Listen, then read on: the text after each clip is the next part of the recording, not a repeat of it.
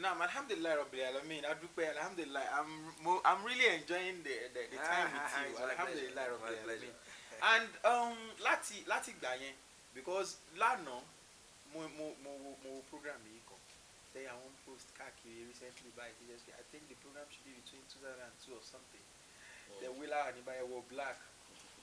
Since then, till date, what's the secret? I mean, alone it's always been there. Every time. What's the secret behind that? ṣe rí orúkọ yẹn lásán àṣírí ni tọ́pọ̀ ju òye ẹni tó ń jẹ lọ ohun tó kàn dá mi lójú ni pé tí n bá sùn tí n bá jí bílẹ̀ bá ṣàṣẹ sùn jílẹ̀ mọ́ ọlọ́run ń jẹ́ ọlọ́run lọ ní ọ̀nà tó pé tó dá lára mi because àwọn táwọn mi wà tẹ́mi náà bá ń wo àwọn wà sí mi ìdúrà sí 2001 2003 when I was wọ́n máa ń gbé mi séjìká lọ sí wá sí mi very very young. ẹni ọba jẹ́ láwọn fọ́tò yẹn tó ti rí àwọn doubt kan wà tó yẹ pé you just give yourself answer you pé if I'm doubting with this I shouldn't even doubt the mighty of God in him. So nígbà mi tẹ́mi náà bá wọ àwọn wá sí mi àwọn ìdásẹ̀ àbáyé tó ti pẹ́ mà mí náà máa gbọ́ nígbọ́ pé And it's mo ń coming wo èèyàn kan títí up till date. ọlọ́run ò dẹ̀ jẹ́ kéèyàn dìrẹ́lì Yeah, sure. kò ń ṣe wípé nígbà kan sọ pé nǹkan báyìí ní ọ̀nà ó tún ti gbé mi dé like iṣẹ́ ọlọ́run tí n bá sọ fún yín pé èmi mọ ohun tí ń já mi ọlọ́run gan lára mi àṣírí ọlọ́run ni èmi gan ò mọ̀ o but níjọ́ mi bẹ́ẹ̀ mi náà bá wo sàásùn ọlọ́run lára mi ọ̀pẹ ni mo máa ń dùn.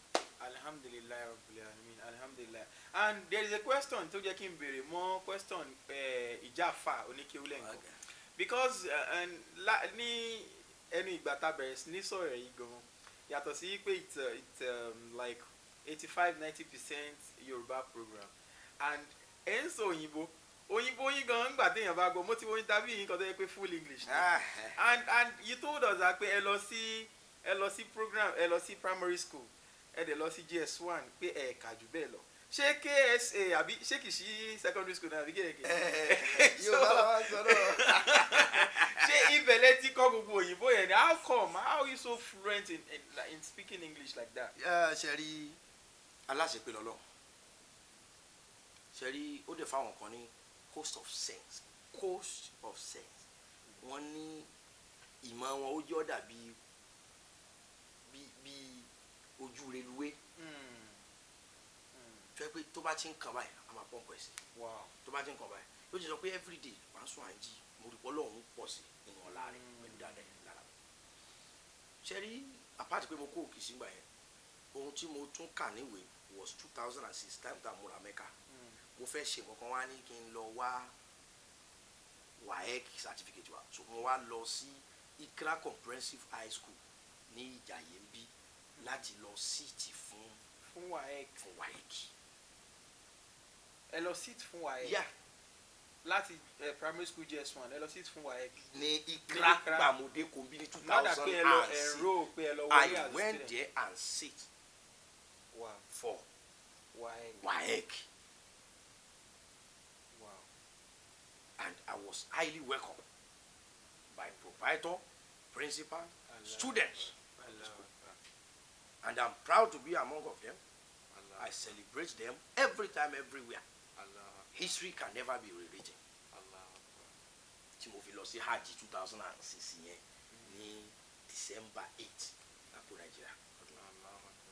So and that's all. nǹkan tẹ́ tún lè sọ pé ó tún jẹ́ educational it's an honor something for me and for them because they are part of my story. Wherever I will talk about them. And apart from that, the English is just coming in wherever. Up to now. Allah Akbar. Because I have people around. Because you've been going to we've been seeing seminars and everything on you speaking English fluently like that. That's why I asked you the question. Allah Akbar. Àmì Ọlọ́run ní ẹ máa jẹ́ àmì Ọlọ́run. Alhamdulillah Rabbil Alamin. Ọlọ́run má gba ìjámi Ọlọ́run náà tí wà lára yín. Inshallah bi qudratillah. And these are the questions that I used to ask. Apart from doing this afa, being sheikh, being oníwàásí, ìjàfà, imam, is there any other work tàmí Ọlọ́run ṣe because ẹlòmíì tó bá rí ilé Sheikh Jamiu torí àwọn ọkọ̀ tí Sheikh Jamiu ń gùn torí extravagant things tí Sheikh Jamiu bá wọṣọ not just àwọn ọṣọ not just anything Is it as in? Do you have any other business or any other things you're doing? So Yeah, I have a lot. I'm into several business. I'm a businessman. Allahu Akbar. Yeah, frankly. Apart from being a Yeah. sheikh, being a fan, I'm serious with you. being a lecturer. Yeah, I'm a businessman. Allahu Akbar. I'm into several business. Ṣẹ́rí Yorùbá ní owó tọmọdé bá kọ́ dé àkàrà ló máa fi jẹ. Wọn ò parọ́. But àwọn míì sẹ́ẹ̀ tí wọ́n á fi jẹ àkàrà yẹn, wọ́n á ra àkàrà yẹn, wọ́n á tún wá tà, wọ́n á rówó lórí ẹ̀. Bọ́lọ̀ tèmi ṣe rí yẹn. Àkàrà náà ló máa rà. Àkàrà náà ló rà o. But àkàrà yẹn Ọ̀gídẹ̀ tó máa wá fi jẹ́ tó máa pọ́nrọ́ lá. Àwọn á báwo tún làkàrà yẹn tà. tún ṣe máa make owó? Bí ọ̀rọ̀ tèmi ṣe rí nìyẹn. Allahu Akbar. Mo Ọlọ́run fi àmì ẹ̀ lára mi.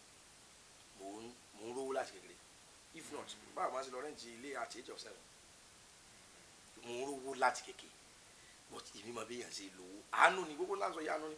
Àmì ìrówó jù wá lọ tí wọ́n ṣe tọ́lọ́run òjé kan lè ṣe nǹkan tí wọ́n ṣe. You are into business. In fact, as at last year, I never close mọ́ mi dáadáa.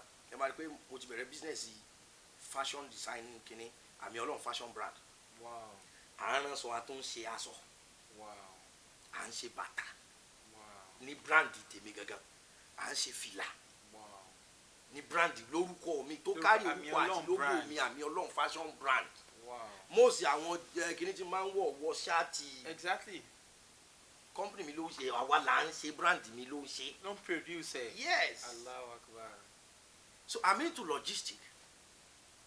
Wow. Mo ní mọ́tò táwọn èèyàn máa mi tó ń fi ń ṣe Uber tí mò ń gbowó lórí ẹ̀. Wow. A ní machine tó ń deliver káàkiri. Allahu Akbar. So ọ̀rọ̀ ló kàn ó, that's my personal I life. understand you, and You that's get what it. we want to learn from you, because we see that being an alpha, ewo nǹkan tó káàkiri lóde nsìn. Yes. Sherry, this program Religious Scholars, that is what we want people to learn from here. But àwọn tó jẹ́ àfà ẹ̀sìn, ṣé they are just sitting down and they are just be expecting people pé oya ẹ máa mú wá fún wa nílé? Is that what they are doing? Tó bá jẹ́ pé bẹ́ẹ̀ náà ṣe ń jókòó, ṣé mọ̀ ó ṣeé ṣe kó já sí pé avenue yẹn ni ìjẹkújẹ á ti máa ráyè wá bá. And this thing we have learned a lot from you, as in being a businessman. Bí orúkọ yín ṣe káàkiri pẹ̀lú ẹ̀ Nígbà ṣe tó wá lọ́wọ́ sí sí ẹ̀ gómìnà opportunity tó fún mi lórúkọ. Ṣé orúkọ yẹn màá kàn wá mọ́ jẹ́ ni? Allahu Mo Akbar. gbọ́dọ̀ fi because àwọn kọ̀ọ̀kan wà gan sìn tó bá gbọ́ pé orúkọ lágbájá ni they ready to buy it. And pé èèyàn kọ́ máa bẹ̀rẹ̀ business tó tí mo wọlé dáadáa was 2008. Tí ó jẹ́ mo bẹ̀rẹ̀ business ẹran gbà yẹn. Ẹran. Bẹ́ẹ̀ni ẹran màlúù. Àwọn kan wà sẹ́ẹ̀kọ́ máa ń kọ́ṣẹ́ ẹran. Sẹ́ẹ̀kọ́ lẹ́ran máa ń kọ́ṣẹ́ ẹran téèyàn lọ kọ́ṣẹ́ láwọn wà lọ́dọ̀ ọ̀gá. Àwọn alápàtà. Àwọn míì wà àwọn ti kú lọ́dọ̀ ọ̀gá. Wọn ò lówó láti establish ẹran. Ní 2008 yẹn àwọn míì wà tó yẹ pé ókè o wọ́n máa ní táwọn bá rówó màlúù kan. They can do something. Wọ́n á bẹ̀rẹ̀ ọjà fúnra wọn. Kí owó màlúù kan bóyá 110 bóyá 120 nígbà yẹn. Ọlọ́run bùkún mi máa kówó yẹn lẹ̀. Wọ́n lọ rẹ̀. Every week Monday to Sunday àwọn lọ́mọ bó ti fẹ́ tẹ̀rẹ̀ ìbùsùn tó kàn mí every week á fún mi ní 8,000 or 10,000 lórí géènì tó bá rí. Ló bá rí lórí owó tẹ kó lórí fún owó tẹ yẹn. kó fún weekly á fún mi 10,000. Ayínká kò dẹ̀ ní ṣòwò ìgbà yín. kò sọ́wọ́ mi tó fi ṣe business ó rí tiẹ̀. Ẹ̀yin ò dé kiri ẹran ẹ̀ ṣàpàtà ẹ̀. èmi náà opportunity owó mo fún un. a wá ṣe bẹ́ẹ̀ weekly á fún mi 10,000 and then mo establish èèyàn like mẹ́fà. 10,000 times mẹ́fà. every Friday ni mo gbowó mi 60,000. 60,000 mi ò gbé mi ò fa owó mi tí mo lè fi establish wà mẹ́ business idea ni ìgbà tí Fáṣọlá wá dé tó ní kọ́ mọ̀ fọ̀kadà gbé ẹran mọ́ pé kọ́ máa lo cool van mọ́tò tó gbédè yẹn ló kó bá business wá gbà yẹn àdé ti bẹ̀rẹ̀ business láti sára ẹsẹ̀ bọ́ sára yìí gbogbo àti Fáṣọlá dé tẹ̀ bá gbàgbé ẹ rí pé inú àpò ṣáàkì náà máa kàn gbẹran sí lórí ọ̀kadà vùn tó gbà tí cool van yẹn dé ó jẹ́ kí business done ló wà nù tí mo kàn fi pa iṣẹ́ yẹn tì mo tún mú nǹkan mi. ẹ tún ṣe nǹkan míì. I have done several business. Alhamdulilayi rabbil alamin. all the way alhamdulilayi rabbil alamin. Alhamdulilayi rabbil alamin. Pé kéèyàn já fa kò ní kó má níṣẹ́ mi lọ́wọ́. You can be a businessman. You can ẹ wo business idea àti Sheikh Tuti fún wa yẹn. I think pé ó jẹ́ kémi gan kí n lọ wọ àwọn tó bá tún tẹrun kágò ìdá ẹrù move. There are so many other things that is going to move. Alhamdulilayi rabbil alamin. Adúpẹ́ lọ́dọ̀ Ọlọ́run. Alhamdulilayi rabbil alamin. That's a very good one from our Sheikh Muhammad Jamiu Ayadi Sunusi àmì Ọlọ́run. Ní ṣókí Sheikh Jamiu ṣẹlẹ̀ bá wa ìlú wo ṣe ní Nàìjíríà yìí outside the country wo lẹ ti ṣe wá sí dé wá sí tó bẹ̀rẹ̀ from Kishi Ṣakí ìjọ ti jáde kúrò Nàìjíríà. Yeah, of course. Alhamdulillah. Kákàkiri. In fact, Just mo ṣe wá sí mention few. mo ṣe wá sí ní títí for several places, countries ní mo ti lọ. Mo ṣe wá sí to some extent pé wọ́n fún mi láwọ́ọ̀dù ní Washington Allahu Akbar. as humanist par excellence. Allahu Akbar. Wá sí náà mo ṣe, but they gave me the award for my contribution Towards the Because propagation of Islam. and humanity. Allahu Akbar. They gave me that award because I propagate for humanity. You have to serve God and serve humanity. Same thing in Egypt. I was given an award, Wow. humanity award, Islamic religious and humanity award. Allahu I was given award, pink award, from Dr. Joe Odumakin and Martha, Her Excellency Martha, the wife of Akwa Ibom Governor, Martha Udom Emmanuel, Wow. gave me award of excellence as humanist par excellence. Excellent. And they gave me award of religion tolerance. Allahu Akbar. They gave me award in 2006 in Burkina Faso, Ouagadougou. Wow. Yeah. Same thing in Bobo Glasso. Allahu Akbar. They gave me award in South Africa in 2017 Allahu Akbar. for my contribution, the way I preach, the way I promote peace. You got, and cooperation between religions. So I've went to several countries. Not that I went there, but I had an impact. Alhamdulillah Rabbil Alamin. Alhamdulillah. Adúgbò lọ́dọ̀ Ọlọ́run. Because látara àwọn nǹkan tá à ń retí náà nìyẹn, being a religious scholars and àwọn ìgbìyànjú gbogbo bí tẹ́tí ṣe wá sí dé yẹn, ara àwọn èèyàn tó ti ṣàǹfààní lóríṣiríṣi ẹlẹ́sìn míì àtẹlẹ́sìn wa to propagate Islam. Annually, normal host me ní Dubai. Dada for lecture. Tí gbogbo hall máa kún fàjà. Allah Akbar. So àánú ni. Allah. And alhamdulillah, family tọ́lọ́run fún yàn. Yàtọ̀ sí pé àwọn tó bí mi, family tèmi gangan tọ́lọ́run bá mi build. Alhamdulillah for everything. Alhamdulillah Rabbil Alamin. On a quick one, sir. Arisha Jami Muhammad, Sheikh Jami Sunusi Ajadi. Gẹ́gẹ́ bẹ́ẹ̀ sọ fún wa 1991 to 2021. That's 10 years. That's no 1991 To 2001. to 2021 tá a wà yìí. Yeah, That that's is one. 30 years. 30 years. Gerege, 30 years of age. A very handsome man, a businessman. Tọ́lọ́ dẹ̀ ti gbàdúrà ẹ̀ tó bẹ́ẹ̀ yẹn. As in, are you married in the first place? Yeah, I'm a married man. I'm a responsible married man. Married man to like how many wives, sir? I have just one wife. I have just one wife. Just only one. Yes. And as in, because gbogbo nǹkan tá a mọ̀ ní pé àwọn obìnrin pàtàkì jùlọ nínú ẹ̀sìn, even kó má jẹ́ nínú ẹ̀sìn gan, obìnrin nífẹ̀ẹ́ tó bá já sí pé face of the people. And how do you go about that?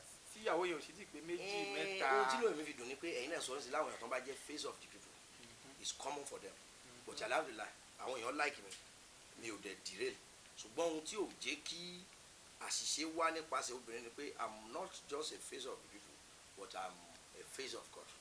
Allahu Akbar. So anything that has to do with God, God will protect it. Allahu Akbar. Alhamdulillah Rabbil Alamin. And I think married with kids, I think. Yeah, for now we had just a son for now. Allahu Akbar. And inshallah, retí àánú Ọlọ́run kó túbọ̀ máa pọ̀ sí. Ọlọ́run á ṣe inshallah. Bóyá twin ló máa tún tẹ̀lé. Àmín o, kọ́lọ̀ ní bẹ̀rẹ̀ ìbejì láti. Inshallah, alhamdulillah Rabbil Alamin. Ṣé can you just tell us in one word like him? Kí làwọn hard times wo lè rí tó yẹ pé ẹyọ kan àbí méjì tẹ rí pé eléyìí lẹ́nu ìgbà tí mò ń ṣe wá sí yìí ó kàn mí kú o kódà ó fẹ́ tí wàá ṣubú kọ́lọ̀ má jẹ́ ká rí ṣubú. Is there any? A lot, but èmi kàn believe pé every disappointment is a blessing. Gbogbo nǹkan tó bá wá wájú mi tó bá gbìgbìgbì láì tí n bá máa dà kọjá àgbégadé. Mo ti face a lot. I went to Abidjan some time ago because man ṣe West African tour. West African tour tá a máa ṣe yẹn láti fi ṣe wáàzí kákàkiri a lè lọ bí 9 countries in the West African countries bí báyìí wọ́n máa gbé láti bí Kútọ́nù, Togo, Ghana, Ivory Coast, Abidjan, Lomé àṣà máa ń lọ káàkiri Liberia, Sierra Leone àṣà máa tọ́ gan bá a ṣe lọ tọ́ kan Abidjan la fi ṣe base lọ́dún yẹn bí kan náà mọ́tò tó tẹ̀lé wa náà àwọn èèyàn tó lead tó jẹ́ captain tíìmù ọdún yẹn tàbí ṣe bí wọ́n tó wọ́n ṣe last day nínú àwọn mọ́tò tó tẹ̀lé mi nìyẹn nílùú onílùú bí ọmọ yẹn ṣe kú yẹn. Allahu Akbar nílùú tí o ṣe lé yẹn. It was a very very good.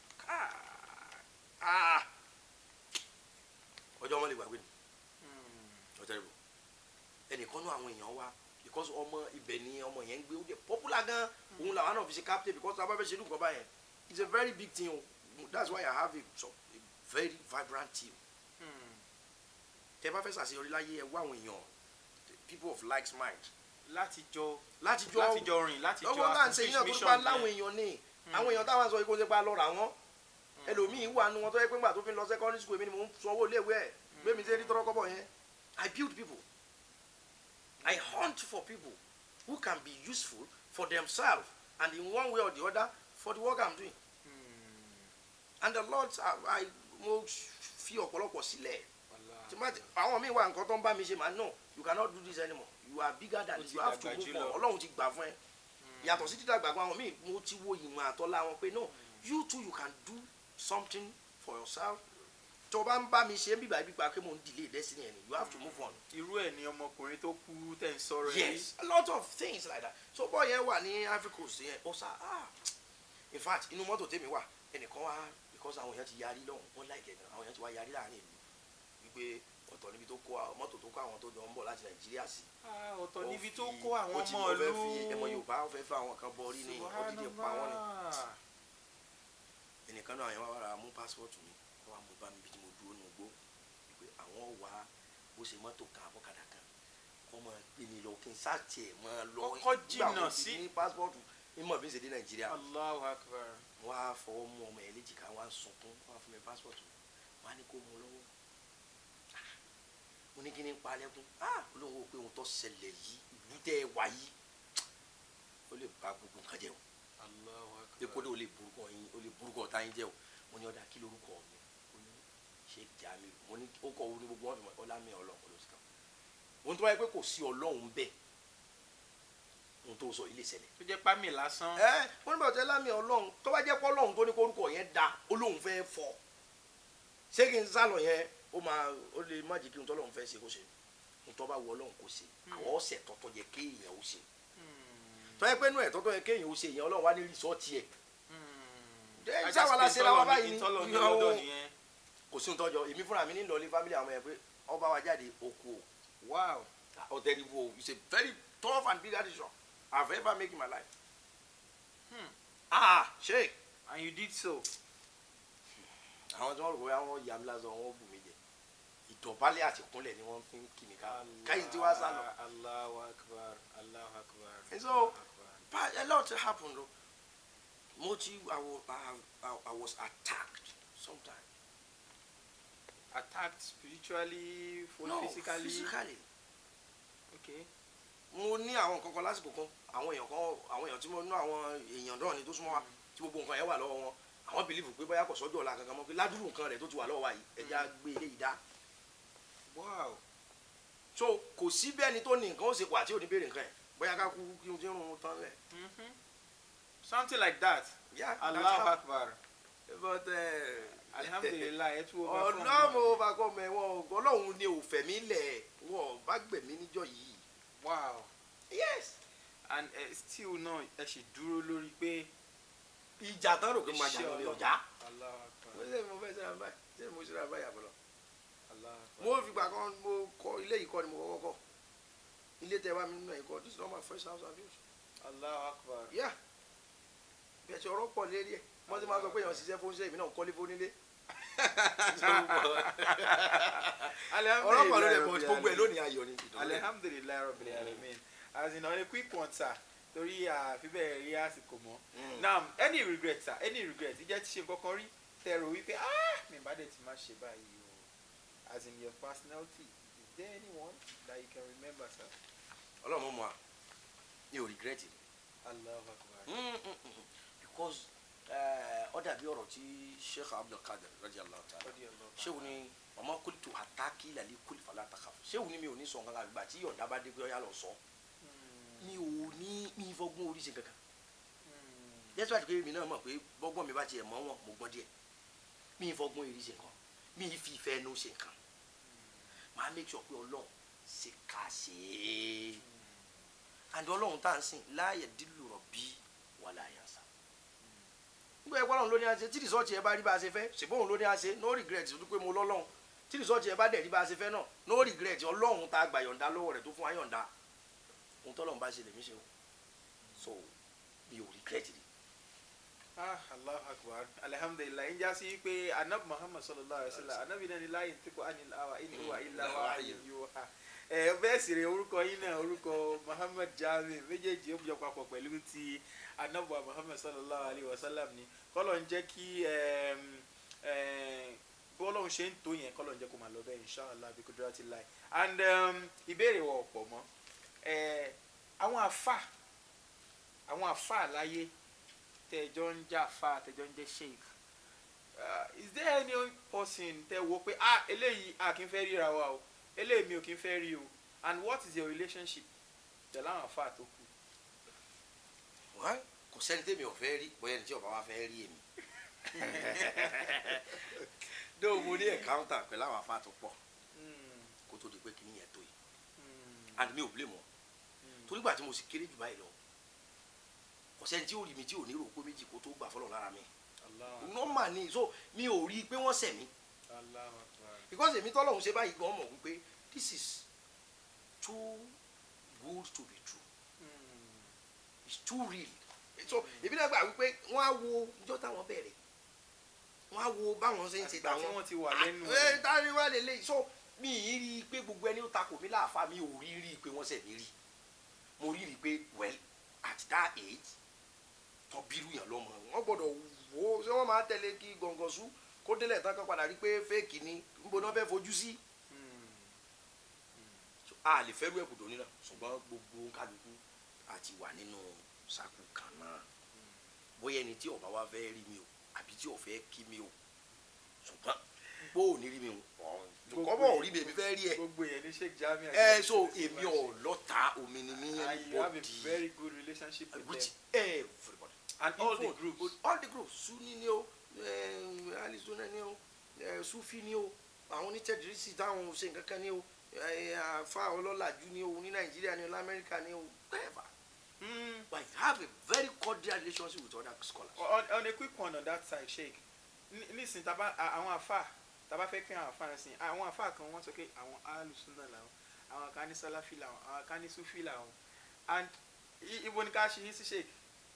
So far, either you're Salafi, you're Ahlul Sunnah, you are Izalatul Bid'ah, or Iqamatus Sunnah, whatever.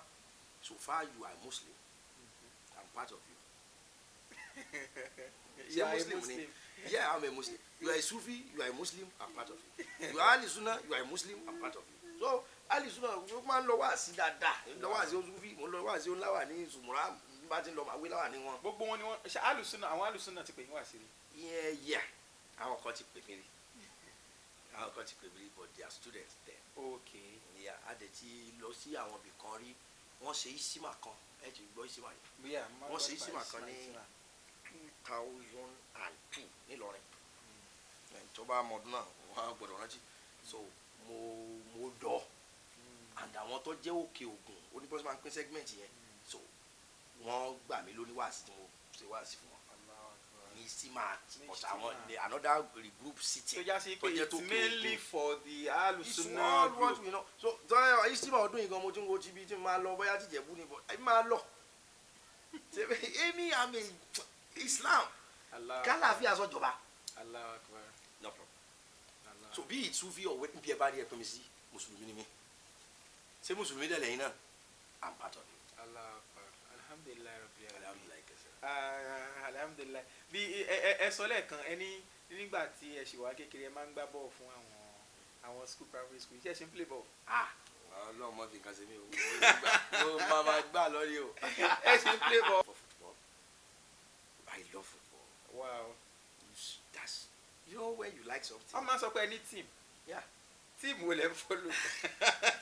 èmi kan fìgbà kan dá football team lẹ̀ lọ́dọ̀ mi Allahu Akbar. change sponsor team ẹ pé gbogbo business à ń kó lé ńgbà tọrọ àmì Ọlọ́run football team. yá tẹ́mọ̀ tá a máa dálẹ̀ gan ni tó ń gbá bọ́ọ̀lù káàkiri lọ gbá bọ́ọ̀lù ní Kútọ́nù lọ gbà gbogbo tá a níbi business àmì finance football team nígbà tí football team ò mú wa wọ́n. and business mama tètè padà ń bẹ̀ bẹ́ẹ̀ pé. ni padà yẹ máa kó tíìmù jọ kan àwọn àgbàlagbà a ní junior team a ní senior team tí mo náwó lé tíìmù kan gbà tá a nánà ọ̀la gbẹgẹrẹ alhamdulilayi but I'm a Barca fan. I'm a Barcelona fan. fan. Barcelona ni. Allahu Akbar. Up to date. Agba cup ni agba Copa del Rey just àná àbíjẹta. And you are even up to date about them. Yes, of course. Every time mo anytime they fin. mo ní time mo ẹ pé mo sì La Liga ball alẹ́ ni abalọ wá sí lọ gbẹ awalẹ wa wò lálẹ́. Wow, alhamdulilayi rabbil alamin. Then on a quick one sir, eléyìí question kan tó yẹ pé a gbọ́dọ̀ béèrè àwọn olólùfẹ́ wa máa fẹ́ béèrè. Tá bá fẹ́ wo àwọn wá sí ẹni tó bá máa ń follow yín dáadáa lórí Instagram, Facebook àtàwọn other handles yín. Ẹ kàn fún one topic. Tẹ́ bá mú topic gbá mi ẹ lè sọ pé ẹ fẹ́ sọ̀rọ̀ nípa ẹyẹ. There was a time tẹ́lẹ̀ fẹ́ sọ̀rọ̀ nípa òkúta. There was a time tẹ́lẹ̀ fẹ́ sọ̀rọ̀ nípa atẹ́gùn. And tẹ́ bá dé jókòó báyìí 1 hour 2 hours ẹ ṣe ń rìn nǹkan sọ what's the secret behind it? Ẹ dẹ̀ máa mú àyàwó ẹ máa mú Kùránì ẹ máa mú àdìsí. àmì Ọlọ́run náà ni àmì Ọlọ́run náà nìyẹn I urge everybody this is not a self-appraiser. Find time go on YouTube. Type Àmì Ọlọ́run lectures or you subscribe to my channel Àmì Ọlọ́run's movement. Don't believe all this we are saying, please. Don't believe. Allah Akbar. Go and listen to it by yourself. Just create time.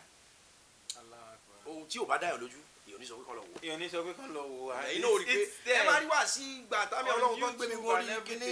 Kálukú náà wá kọ́ ni pé kákan fún ẹni support kì í ṣe Ọlọ́run máa lọ sókè sí. It's there. Ọlọ́run má bàa ṣe àmì Ọlọ́run tó wà láàrin yẹn Ọlọ́run má bàa jẹ́ láéláé. Ọlá Ànábì Muhammad sallallahu alaihi wasallam.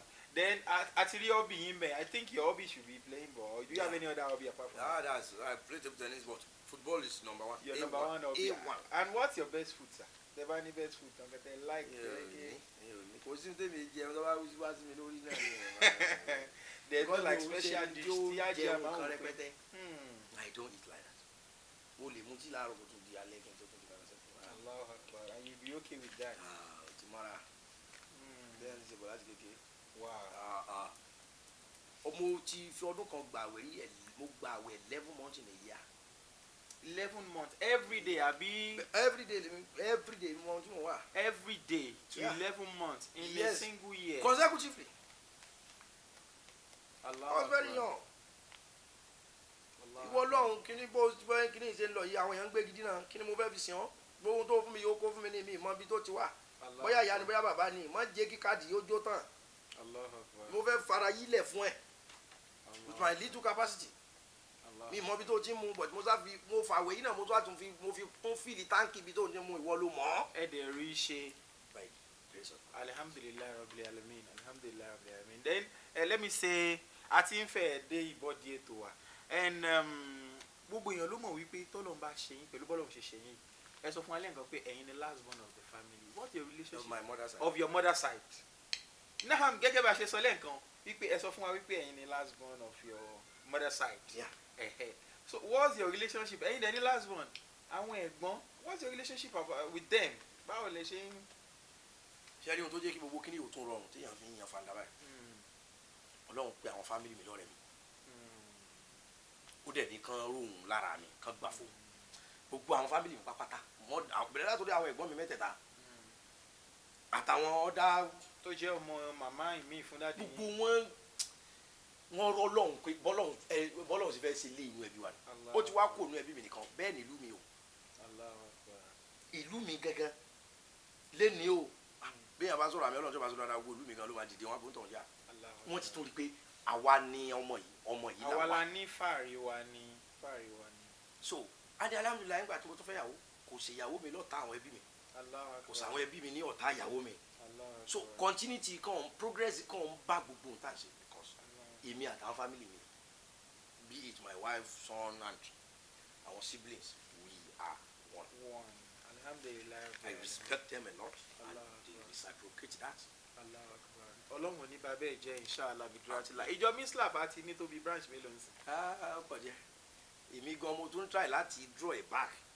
Èmi ò ṣe branch bí ẹni tí ń ṣe igun káàkiri ìtàbálẹ̀ because gbogbo bíbá ní branch sí ṣéwù la fẹ́ rí ṣéwù la fẹ́ rí ṣéwù la fẹ́ rí ẹ má pa ṣéwù èyí tí n bá lè ṣe máa ṣe if not for that tí mo fi ń rárá ń draw back á ti fọ́nká. But I want people to believe in God than to just love a cleric. Ọ̀pọ̀lọpọ̀ nífẹ̀ẹ́ èèyàn but wípé bọ́lọ̀ ń ṣe ṣèyàn but loving me is not an issue but to love God Almighty who make àmì Ọlọ́run in this way. So àwọn ẹlòmíràn wá believe pé nígbà tí wọn ò ti ráyè wá sí Sunday wo náà máa wá sí branch wa Sunday tó máa wá sí branch yẹn ló máa lọ. Sunday yẹn náà máa lọ sọ́sẹ̀ látù. Kí Ọlọ́run kó túbọ̀ tọ́ wa sí. Alhamdulilayi Ọlọ́run ò ní jẹ́ kó bàjẹ́ inshallah bidratillah. Ètò wa the religious scholars òun náà ni a ti wà pẹ̀lú Sheikh wa Muhammad Jami Ajadi Sunusi àmì Ọlọ́run, a very great scholar. Gbogbo everywhere tó bá kàn ti gbọ́ àmì Ọlọ́run everywhere you will find it everywhere. Kò síbi tẹ́ẹ̀ tí kí ń gbọ́ àmì Ọlọ́run anywhere ni. Kí Ọlọ́run jẹ́ kí ẹ̀mí wọn kí ó túbọ̀ gùn fún wa inshallah kan ṣe pé because he is a great scholar in Islam wọ́n dẹ̀ wà useful fún wa púpọ̀ fún ẹ̀sìn Islam púpọ̀ ẹ wo gbogbo bí tí wọ́n ti ṣe wá sí dé both Africa Europe and everywhere tí wọ́n ṣe wá sí tí wọ́n gbé Islam lárugẹ irú èèyàn báyẹn ká wá sọ wípé kò ń ṣe àfẹ́sìn no àfẹ́sìn ni àfa ńlá ni kọ́lọ́n jẹ́ kí ẹ̀mí wọn túbọ̀ gùn fún wa inshallah bidratillah. Abáyá Sheikh Jami àmì Ọlọ́run ẹ fún wa ní a little bit of advice fáwọn ọ̀dọ́ tó ṣe ń bọ̀ wá pàtàkì jùlọ àwọn tó fẹ́ ṣe àfà tó fẹ́ gbé iṣẹ́ ìjáfà dání a little advice. Wọ́n sọ fún wa nìkan wọ́n ní khairul mawahiba al-hidayah. Nǹkan tó dáa jù tọ́lọ́run lè ṣe fún ẹni kó jẹ́ kó mọ nǹkan tó ṣe kó jẹ́ kó mọ̀ náà kó jẹ́ kó mọ̀ pé ohun tí mo ṣe I'm doing it rightly in right direction. Ṣé advice mi fún ọ̀dọ́ àti fọ́dọ̀ àfáàní àti anybody pé ẹ jẹ́ àkọ́kọ́ lọ mọ ohun tá a ṣe. Ṣé tí èèyàn bá ti kọ́ mọ ohun tí ń ṣe tí nǹkan ṣe dáadáa káàkiri á kọ̀ máa waste time rẹ̀. Gbogbo èèyàn lè kéwòn gbogbo èèyàn kọ́ ló máa ṣàfà. Ṣé ní wọ́n pe kíní kan ní ayọ̀ ọkàn tí ò bá ti sí alikọ́nà tí ò bá ti sí ayọ̀ ọkàn ó máa ní problem. Gbogbo ohun tá à ń sọ lónìí kí àwọn tó dé bẹ̀rẹ̀ wá kò easy o. Ìta lè sọ lásán. Ṣé ní ọ̀pọ̀lọpọ̀ èèyàn ò ní ayọ̀ ọkàn mọ́ òun wo àmì Ọlọ́run ní àwọn náà ti wá lọ sáfà yẹn ni kan gbọ́ sórí yìí ìwọ náà mọ̀ pé kò ń ṣe lénìí tó bẹ̀rẹ̀ yẹn ni wàá débi tó ń lọ. Alhamdulillah bọ́lá ṣe ṣe tiwa òtún àwọn mi bẹ̀rẹ̀ sí wá tún débi tó ń lọ náà dé ní. Bẹ̀tí tó jáde ní ká má lose interest nínú Ọlọ́run kọ́lọ́run náà dẹ̀ má lose interest nínú wa. Ká má lose interest nínú Ọlọ́run kọ́lọ́run náà má bàa lose interest nínú wa. Because ọ̀pọ̀lọpọ̀ ti lose interest nínú Ọlọ́run débi wípé àáfàá gan ò gbàgbọ́ pé kó tóun bá ti ṣe alukur'an tóun bá recite alukur'an àdúrà ti gbà àfi kóun lọ sáwó kọ́sọ̀ òun fúnra ẹ ti lose interest nínú Ọlọ́run ó dẹ̀ wé láwàní so owó lọ́pọ̀lọpọ̀ ń wá níbi àáfàá nísìn kò ń ṣe pa àfẹ́ gbẹ̀sìn ga fúnra lómi wà kò ṣe wá sí kọ̀kọ́ mọ́ kéwù kò ní mọ́sálásí ó sì ní àáfàá lọ n ta ní pé láfàlẹ́ tó fẹ́ fọlọ́hún mọ̀ wá tó fẹ́ fi wá mọ́ lọ́hún avenue wo ló wá kò sí lè kéwù kò sí mọ́sálásí kò síjọ kò sí nǹkan kan like ẹ bá wò pé ó dáa kí ló ń fún wa ṣé ẹrù wá sí ló ṣe fún wọn nísìn but people are just sitting ọ̀lẹ ń da àwọn yẹn láàmú ọ̀lẹ laziness idleness ń ṣe àwọn yẹn pípé iṣẹ́ àfàtẹ́ wọn láti jókòó wọn mọ̀ wá ẹ bá wo ní sọ àwọn yẹn wà nǹkan wọ sí àfà bíi kéèyàn ọmọ lọ gba exactly wọ́n ti pọ̀jù ń bẹ̀ wọ́n ti pọ̀jù ń bẹ̀ and that is why we just have to wait people to learn. wá gbèsè kan fún òní mọ́tàlásí òní ṣe wá sí ọ̀kọ́ máa ń kéwù. ìsìláàmù náà ó ń jẹ́ iyì fún ìsìláàmù pàǹpọ̀ but ká wà fear of our conduct. ká ṣọ́ wà wù ká mójútó wà wá.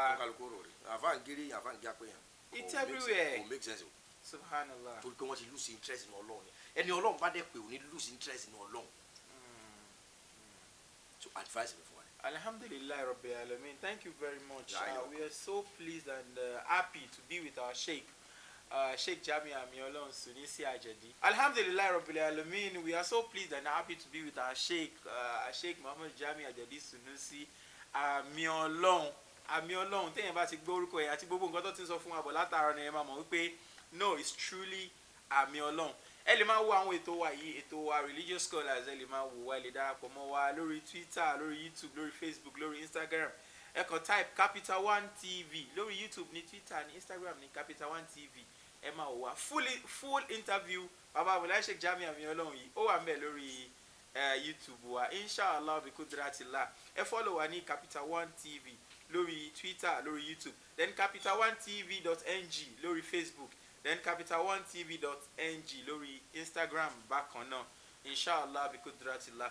And ẹ bá fẹ́ follow personal page mi lórí Instagram, ẹ follow Ramadan, RAHDAHMAHN, that is Ramadan. Ajẹ́kó wa unique somehow ni, so bá ṣe spell Ramadan yẹn, inshallah ẹ máa rí àwọn interviews wa yìí ńbẹ̀. Tẹ́ bá dẹ̀ lọ sórí Facebook náà, tẹ́ bá ti lọ follow page wa Sheikh Ismail Ramadan, that's my personal page, ẹ rí ńbẹ̀ àwọn interviews wa, ẹ bá ńbẹ̀. Pẹ̀lú ògo Ọlọ́run, a dẹ̀ ń welcome àwọn sponsors, àwọn advert oríṣiríṣi, it's welcoming, ẹ gbé wá fún wa lórí iléeṣẹ́ wa. Bí a bá ṣe ń tàn káàkiri tá à ń tan Islam ká tá à ń jẹ́ ká máa kẹ́kọ̀ọ́ nípa àwọn àfáà wa, àtúmọ̀ máa bá yín polongo àwọn nǹkan tẹ́yìn náà bá ń ṣe, inshallah bi kudratillah is welcoming and welcome and retí ẹ̀ látọ̀dọ̀ yín pẹ̀lú ògo Ọlọ́run. Tẹ́ bá fẹ́ gbé anything wá fún wa bẹ́ẹ̀, just call on us. Ẹ lè kí personal number mi 07037696966, 07037696966. Just call on that number. Instagram and Facebook handles wa, inshallah you get us there. Alhamdulillah rabbil alamin. Bàbá Sheikh Jamiu, a dúpẹ́ lọ́wọ́ yín púpọ̀. We are so pleased. Ẹ kú àlejò wa. I really appreciate yín. Kọ́lọ́n bá wa san yín lẹ́san. Kọ́lọ́n jẹ́ kẹ́mi yóò túbọ̀ gùn fún wa. Kọ́lọ́n jẹ́ kí iṣẹ́ Islam, iṣẹ́ Ọlọ́run tó gbélé yín lọ́wọ́ yìí, Ọlọ́run má sọ fún yín pé òun ò ràn yín mọ́. Àdúrà ńlá ni, Kọ́lọ́n má sọ fún yín pé òun ò ràn yín mọ́. Kọ́lọ́n túbọ̀ máa kún yín, kó bọ̀ máa ro yín lágbára. Wala la hawla wala quwwata illa billahi al-azim. Ẹ ṣàdúrà fún wa, kẹ́ ṣàdúrà fún iléeṣẹ́ wa Capital One TV. Kẹ́ ṣàdúrà fún gbogbo àwọn jọmọ́. Everybody fẹ́ gbàdúrà látọ̀dọ̀ yín, tá máa ṣàmì, tá máa ní strong belief pé àmì Ọlọ́run tó bá ti ṣàdúrà fún wa nínú Ramadan, àdúrà wa ti gbà. Ìgbàgbọ́ yẹn láwọn adánwò. Allahu akbar. Ìgbàgbọ́ yẹn ládánwò. Asọ̀rọ̀ sẹ́ kì í sọ̀rọ̀ dànù. Bẹ́ẹ̀ni.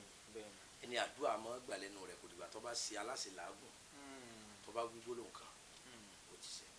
Ẹ̀yin jazakallahu khairan. Àmín. Iléeṣẹ́ wa Capital One TV.